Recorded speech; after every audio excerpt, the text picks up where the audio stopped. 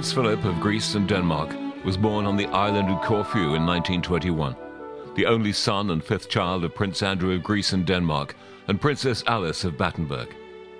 In September 1922, his family were forced to leave Greece by the new military government and were evacuated by HMS Calypso, with Philip travelling in a makeshift cot made from a fruit box. The family settled in the Paris suburb of Saint-Cloud, and Philip was educated at an American school in the city called the Elms. He described the headmistress as a know-it-all smarty person, but always incredibly polite. In 1928, he came to the UK to attend Cheam School and lived at Kensington Palace and at Linden Manor at Bray. His sisters all married German princes.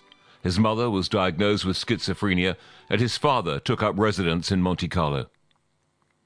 After 2 terms at school in Germany, Philip was sent to Gordonston in Scotland, leaving the school in 1939 to go to the Royal Naval College at Dartmouth. When King George VI and Queen Elizabeth toured the college that year, Philip was asked to escort the 2 princesses, Philip's third cousins through Queen Victoria. Philip and Princess Elizabeth began writing to each other. To let off steam, the boys in the Navy loved a good sing-song, and the young Philip was no exception.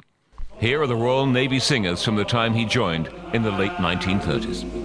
As I was a-walking down Winchester Street to be where low and down, a saucy young damsel I happened to meet. Oh, give me some time to blow that down. He graduated as best cadet and served on various ships during World War II, including HMS Ramillies, HMS Kent, HMS Shropshire, and HMS Valiant.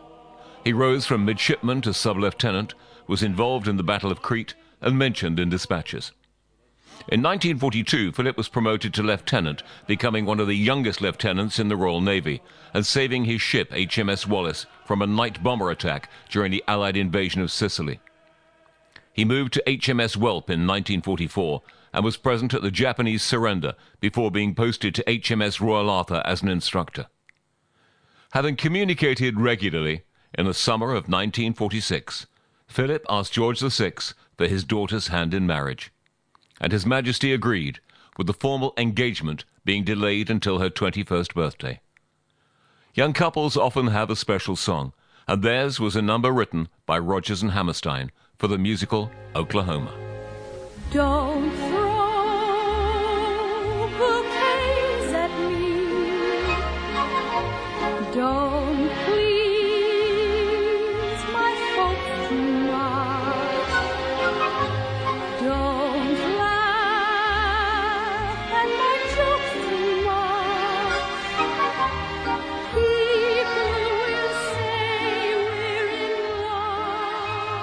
People will say we're in love. People Will Say We're in Love from Oklahoma, the royal couple's special song.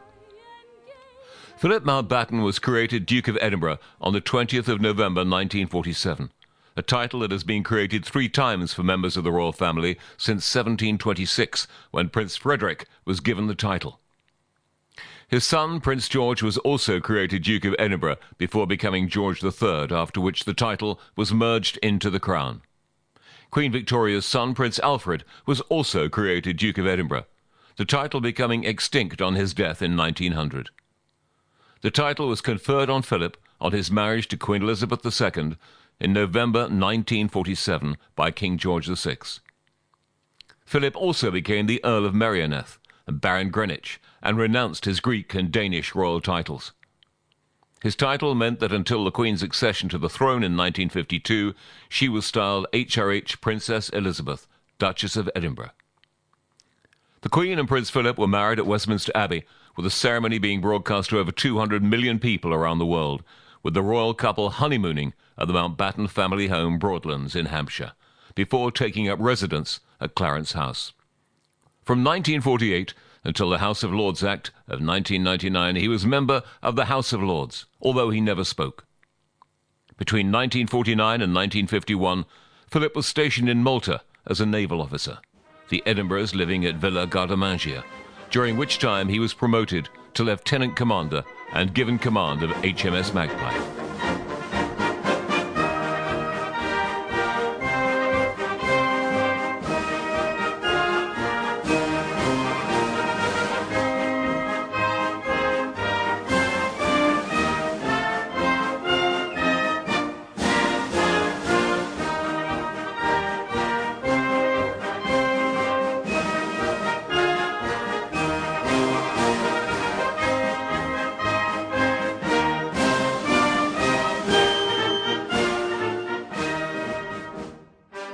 Although his naval career effectively ended in the summer of 1951, he was promoted to commander.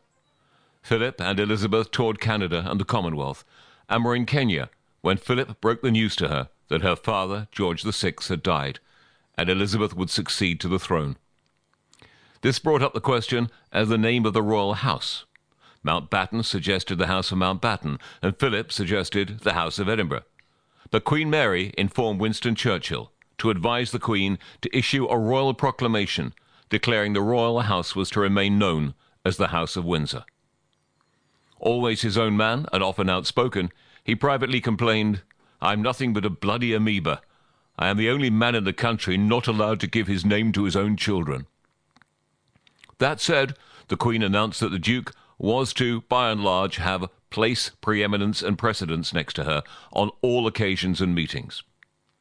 8 years later, though, the Queen would order that their male descendants who weren't styled Royal Highness or Prince or Princess were to have the surname Mountbatten-Windsor.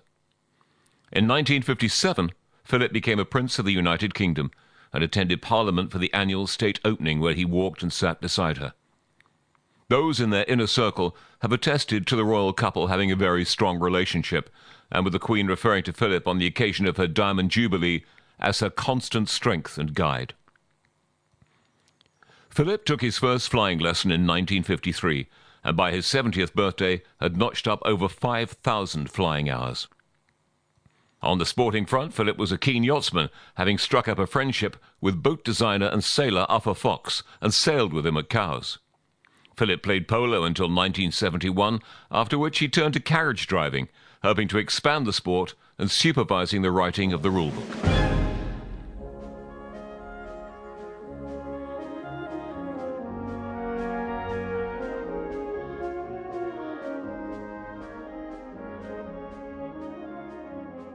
The Duke of Edinburgh's award was founded in 1956 to give young people a sense of responsibility to themselves and their communities.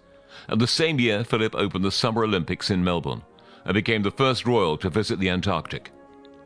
From 1957, the Duke was known as His Royal Highness the Prince Philip, Duke of Edinburgh, and was appointed Queen's Privy Council for Canada. He would later speak in Canada on republicanism. It is a complete misconception to imagine that the monarchy exists in the interest of the monarch. It doesn't, he said. It exists in the interest of the people. If at any time any nation decides that the system is unacceptable, then it is up to them to change it.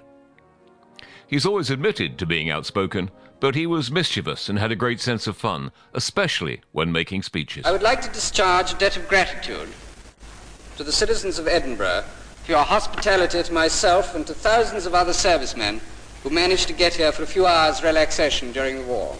I know we were a dreadful nuisance and frequently misbehaved.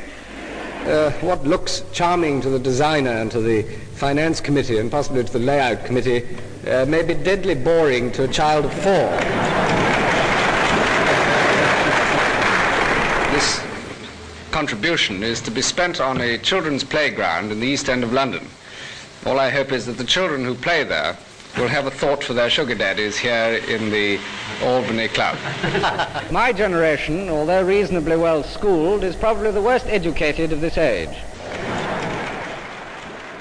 Philip was patron of some 800 organizations, all wanting some demand on his time, and was president of the National Playing Fields Association for 64 years, from 1947 to 2013, as well as being UK president of the World Wildlife Fund from 1961 to 1982, before becoming international president. He was president of the International Equestrian Foundation from 1964 to 1986, and was the patron of the British Heart Foundation for 55 years. Philip retired from royal duties in 2017 at the age of 96, having attended nearly 23,000 solo engagements. And the same year, he and the Queen celebrated their platinum wedding anniversary. Philip has been portrayed by several actors, including Stuart Granger and Christopher Lee. He's authored 13 books, written the forewords to many more, and was the oldest royal male in history. A keen sportsman, Philip was famously the Lord's Taverner's 12th man.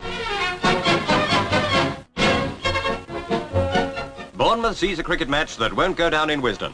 The Duke of Edinburgh leads a near England 11 that includes Dennis Compton against Hampshire, now batting, and proves that he's a prince among cricketers. It's all in aid of a good cause, the National Playing Fields Association, and Prince Philip makes it very much an off-duty occasion. Himself taking a turn with the ball, he has the action of a good medium-paced bowler.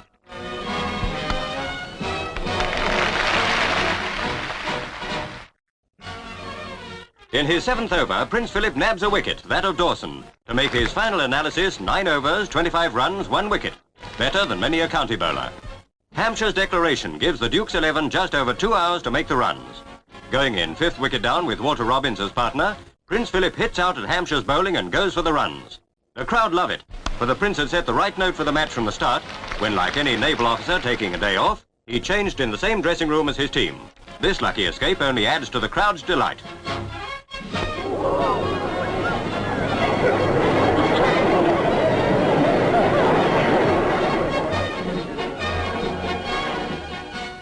After scoring a fast dozen, Prince Philip is clean bowled by veteran Gerald Hill. Doffing his Zingari cap to the crowd, Prince Philip acknowledges their cheers for a gallant innings. Happy ending to the story, the Duke's 11 won by a wicket. And we celebrate a great innings with a huge round of applause as he holds his cricket bat aloft in recognition and makes that last long walk back to the pavilion.